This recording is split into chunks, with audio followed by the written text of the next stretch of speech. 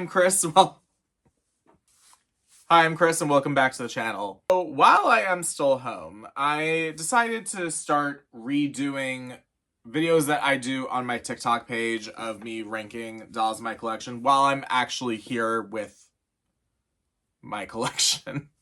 And because I live in New York City, I figured that the best thing that I could do as a first top 10 of my own personal collection on this page is all my dolls of Broadway. If you don't know me, I actually do work on Broadway. I work in wardrobe for a few shows. The dolls that are based on Broadway musicals are all sentimental and special to me in all different ways, except for one. I do have to preface though, when I am talking about Broadway musical dolls, I am only talking about ones that are adaptations of the stage musical. There aren't a lot of dolls based on Broadway musicals, but that's a whole conversation about accessibility in theater and how much certain musicals, the stage version of them, actually make a staple in pop culture in general. You'll see a lot of dolls based on the films of these musicals, like the Grease Barbies or like the Wicked dolls. These are not going to come into play for this video. This is the only version of the Wicked Witch of the West that will be discussed within this video. Also, regular movie musicals will not be included in this list. That could be a whole nother thing, but I'm holding off until I actually have Grease Barbies in my clutches, but I can't buy anything right now. Just got whole new shelving. There are 10 dolls in my collection based on Broadway musicals. A lot of them are Disney on Broadway because Disney has the advantage of having the funds and the money to create merchandise to sell at Broadway shows, like a fashion doll. However, some of them aren't that successful. So here we have Mary Poppins from Mary Poppins on Broadway from 2006. Broadway production and the West End original production of Mary Poppins were designed by Bob Crowley. So this is one of my least favorite dolls in my entire collection, and it's not Bob Crowley's fault. I'd like to say that. Sorry, Bob. It's the face. She looks angry. She looks not fun, not pleasant. I also have to say, Disney on Broadway, please don't come for me. This was my least favorite adaptation of a Disney film that I had ever seen on stage. And I've been in High School Musical on stage in high school. It's kind of like at a point where like the show doesn't feel like Disney's Mary Poppins, but I do know the history about the show. P.L. Travers getting very heavily involved when they were trying to adapt this on stage. There are some good things about this doll, particularly the craftsmanship of the accessories is actually pretty fantastic with the parrot umbrella and the carpet bag. The hat's fine. The costume, like the way it's built, fine. I believe Jack's Pacific made this doll. It's just not my favorite, and I don't enjoy the show, so I kind of just don't have that attachment to this. So number 9 in my collection, if you're wondering why it's so low, it's because I customized this and made this, so I feel like it's not fair to rank this as high as I would like to because I was very proud of myself to make this. So this is my custom of Simba. This was a Barbie Looks Ken doll that I used as a base. I don't remember. I'm sure the Barbie people will come for me. And the costume and the ornament are actually souvenirs that you can get at the Broadway show. So The Lion King is actually the show that I worked on the most on Broadway in wardrobe.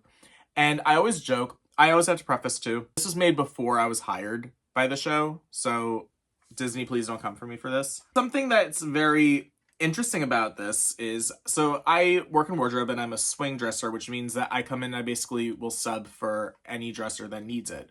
So the first track that they taught me at The Lion King was for the dresser who dresses Simba and Mufasa. So I always joke that this is my little voodoo doll that got me my job at The Lion King on Broadway.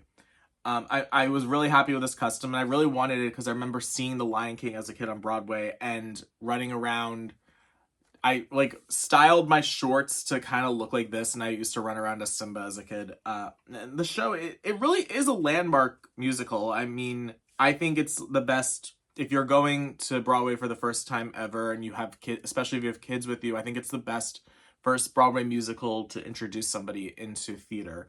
Julie Taymor designed this, and the visuals that she had created for the show, it's just, you never would think that it could work, and it does. So the next that we have on our list, on number 8, is the Princess Jasmine doll from Aladdin on Broadway, that it's still available.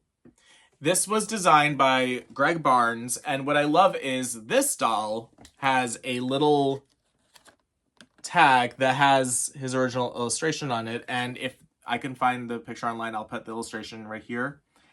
Now, I am very happy that they chose a costume that is specific to the musical and not just, you know, her teal costume, although I kind of wish I could have seen what they could have done with it as a doll. Now, I don't like the packaging of this, but it is actually based on one of the sets from the show. I kind of wish that they stuck with just a regular rectangular box like what you're about to see with the Frozen dolls. I think it's such a pretty doll. Next, we have the Frozen sisters. And so these actually, I got to see the show twice on Broadway. The first time I went by myself, and the second time I went with my best friend Kira. And this is the one that I picked up the first time. So this is the Elsa, and the Elsa that I saw that time was Alyssa Fox. Oh, and the costumes, oopsie.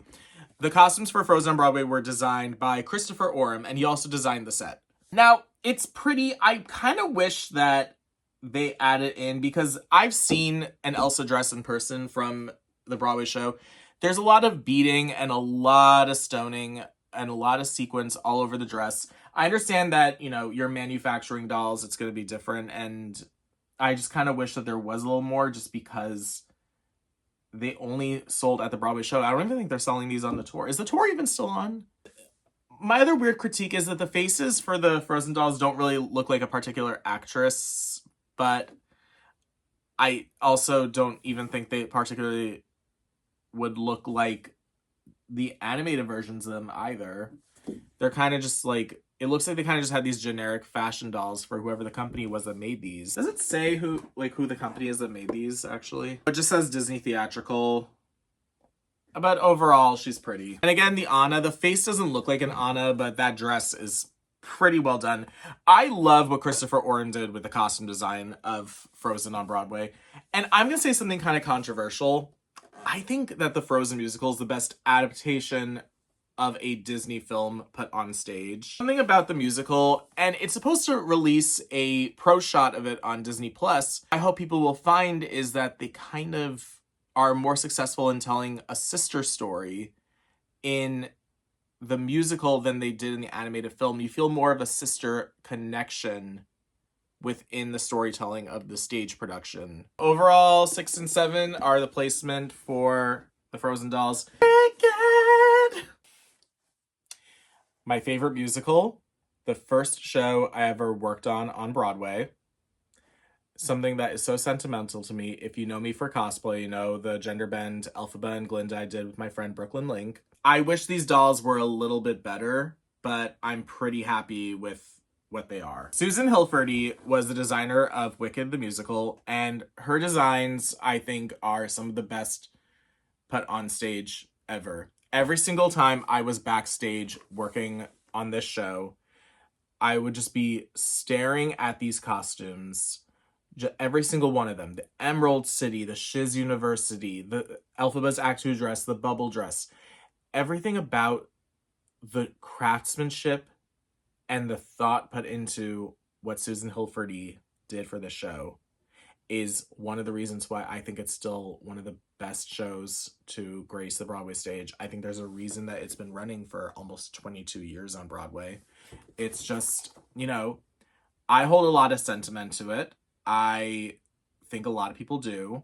So when Mattel released that they were doing 15th anniversary dolls for Wicked, I lost my mind. I think I was just very happy because, again, like what I talked about earlier, not a lot of Broadway musicals just get Barbie dolls, but Wicked has proven to be kind of like a stamp in pop culture for musical theater. I think that, you know, even if you haven't seen Wicked the musical, you understand. I guess it kind of helps that Wizard of Oz is connected to it, but even when you look at this particular version of Glinda, you know that it's the Wicked Glinda and not the Wizard of Oz Glinda. There's a distinct difference in them. Even like, if you look at the real Act 2 Elphaba dresses, there's a lot of gorgeous details in them. Susan Hilferty talks about how she designed Elphaba to look like she came straight out of the earth. So I understand that doll production is going to be different from building $30,000 gowns for actresses for the Broadway stage. It's a different medium. It's a different way to do it. I guess I just kind of wish that the dress looked a little more like the actual Act 2 dress, but then I worry that it might have been like one of those ugly, like how they just kind of like print the designs on a fabric and have it just be like a regular mermaid skirt dress. So I should be appreciative that there's at least, you know, different layers within it. I have to say that plastic molded hats for Elphaba and the crown and wand for Glinda are really good. They actually look just like them in person. Although if I was to be nitpicky, I kind of wish the hat was dark blue, and if you know what I'm talking about, you know what I'm talking about.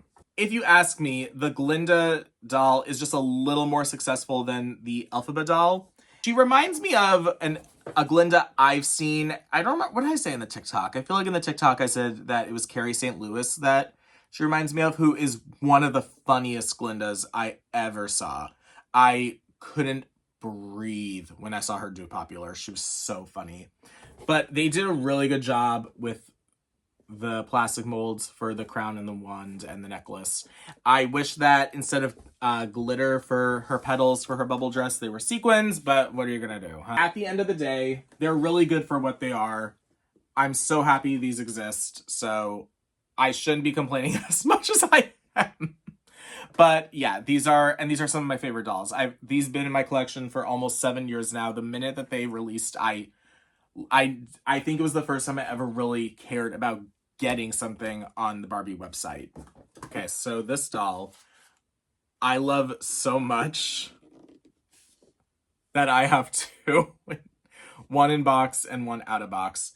So this is obviously Belle from Beauty and the Beast, which was the first Disney show put on Broadway. This was designed by Anne Hold Ward, and I love on the back of this that they actually have an illustration for her and this beautiful photograph of it. This didn't come out until, I want to say, I think this came out in 1998. So Beauty and the Beast had been a smash hit on Broadway. They had never seen anything like it. Beauty and the Beast on Broadway definitely was a game changer for musical theater in general in terms of like tourism for Broadway. Because if it weren't a big hit, I probably wouldn't have been hired for Lion King. It gave so many people work, so many people opportunities. So this doll is one of my favorite Belle dolls I have. It does actually kind of look like Susan Egan, and I think that's part of what brings me joy about it. The way that they crafted this, the way she looks so elegant, she looks so sophisticated. It's one of my favorite dolls in my entire collection. And that's why I got two. I love it so much. And Anne Hold Ward's designs are all so beautiful. And she was so smart in creating the world of Beauty and the Beast on stage. I think it was the first show I saw on Broadway as a kid. Carrie Butler was my Belle. I'll never forget that. It truly changed my life. And it made me say, I love costumes and I love costume design. And that's how I got to where I am today. So number 2 in my collection, I think a lot of you are going to go, what? Is my Ariel doll from The Little Mermaid on Broadway, designed by Tatiana Naginova. This is the first doll in my adult collection that I got 16 years ago, 2009, the second time I saw Little Mermaid on Broadway. I am so stupid for opening this doll up, but at the time, it was a different time. It was a different Chris. Because now these are so hard to come by, and they're almost impossible. I never see these online. And I think I did once and it cost like $2,000 or something wild. This is one of my most prized possession dolls. This is not in perfect condition. This has seen some shit, as one would in 16 years after a lot of moving around throughout this bedroom and everything. But she remains my favorite Ariel doll. She remains a symbol of a new beginning, of me being able to say that I'm going to do what I want. Because I was a kid that loved dolls. And this was my first rebel as a teenager, I guess, and be like, I got a doll when I went to Little Mermaid on Broadway, Mom. A lot of people have a lot of criticism about the costumes of the Little Mermaid on Broadway. A lot of people on TikTok, when they see this doll, they always say things like, why does she have a tail? Like, why does she look like a dinosaur? It's like, you can just look up. Like, first of all, like, literally, like, on TikTok, like, I literally write, like, Little Mermaid on Broadway, and they're like, what is that? And it's like, you have the power of the internet. It kind of, again, kind of like how the Belle doll looks kind of like Susan Egan. This kind of looks like Sierra Boggess. She looks like Sierra Boggess, like, on an edible. So yeah, this will always be one of my favorite dolls, and it's one of my prized possessions as a doll collector. And now, my best Broadway doll in my collection. Gentlemen!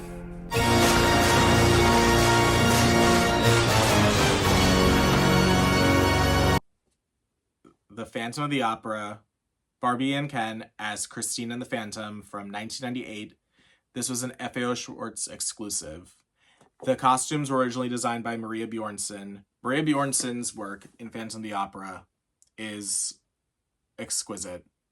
She was an incredible, incredible designer. There's a reason why The Phantom of the Opera is one of the most iconic musicals of all time. Even if you don't give two flying fucks about musical theater, even if you know nothing, you look at that mask and you know immediately who it is.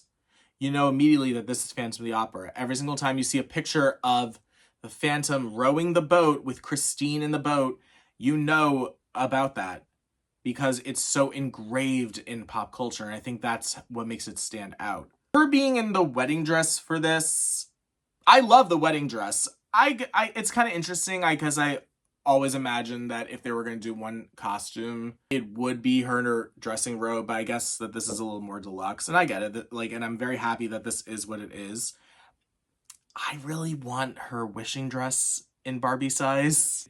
That's my favorite dress that Christine wears. I also love her Don Juan costume. I would love to make if I just got like a bunch of like brunette Barbies and like curled their hair, and just, I don't have the time, I don't have the money, I don't have the skills. But I like all of Christine's gowns in Phantom of the Opera are some of my favorites. So, and this is one of my favorite sets. This was a gift for my 30th birthday, and truly one of my most treasured. Phantom of the Opera is just, it's one of my favorite shows of all time. And please, please, for the love of God, if you've never seen Phantom of the Opera, don't go see the Gerard Butler movie. Just try to find the 25th anniversary production from Royal Albert Hall with Ramin Karimloo, spelling, pronunciation, and Sierra Boggess. It's the closest you'll get to seeing Phantom of the Opera as it's presented on the stage. So there we have it. That's every single Broadway doll in my collection. Do you have a personal favorite? Have you seen any of these shows? What's your favorite Broadway musical? Comment below, and don't forget to like and subscribe.